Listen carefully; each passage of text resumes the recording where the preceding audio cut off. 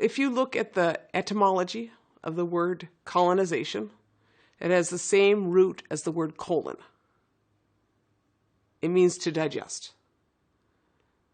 Colonization is the process of the digestion of one culture by another through military, economic, political, religious mechanisms. That is a process that you see historically. That's a process you see now. It depends on where you want to start. You can make the argument quite easily that the papal bulls of the 1490s, which argued and provided the political and religious arguments for colonialism that said basically if you were not Christian, you were not entitled to your land. And you should be vanquished and you should be destroyed. So that is the origins, is this sense of the righteousness of Christendom and the ownership of Christendom of the rest of the world.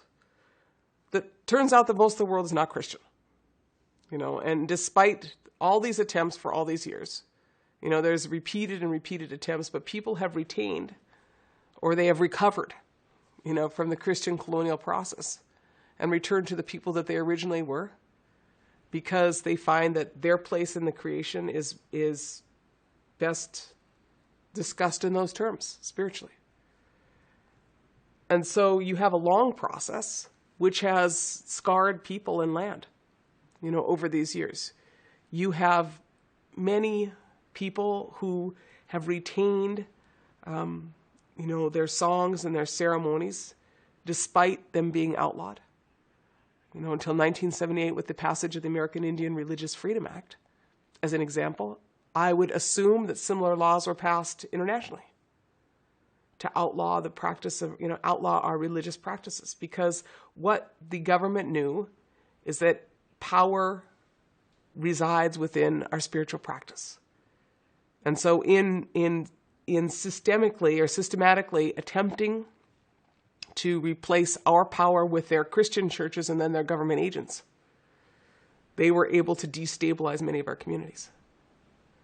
And that they were pretty successful at for, well over 100 years in many of our communities.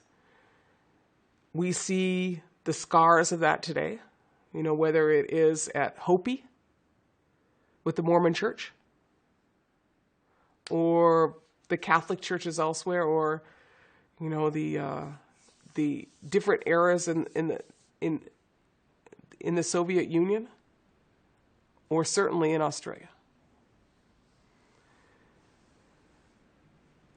At the same time, you see people who retained connection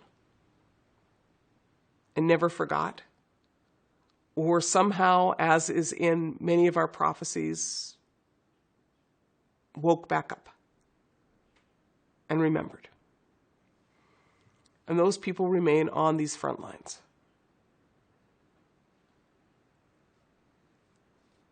The government, in many cases, though, has worked well with new deployment of Christian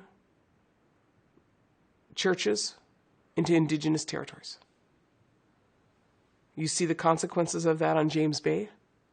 I'm sure you see it in the tar sands. And you see it in many other areas where in the teachings of these churches, there is a separation of the land that is there from the people.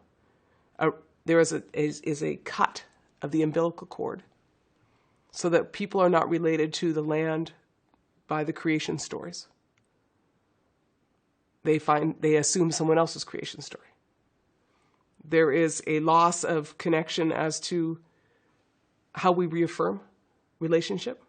Instead of having reaffirmation religions, we end up with commemorative religions that commemorate someone else's history, someplace else. Yeah? And then we end up with a belief that it doesn't matter what we do here because salvation is someplace else. And so let them mine. Let them damn. Maybe that must be God's will because our salvation is in the next world.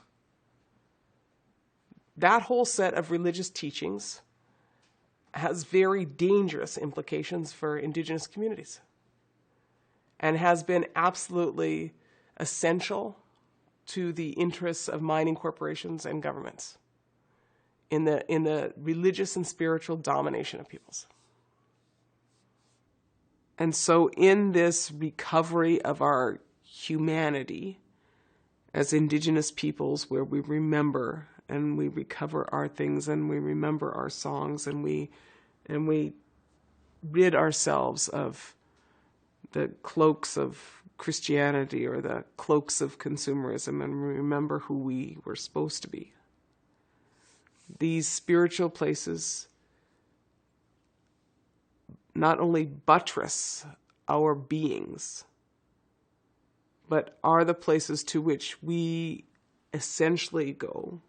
must essentially go to keep restoring that relationship and recovering that power of place.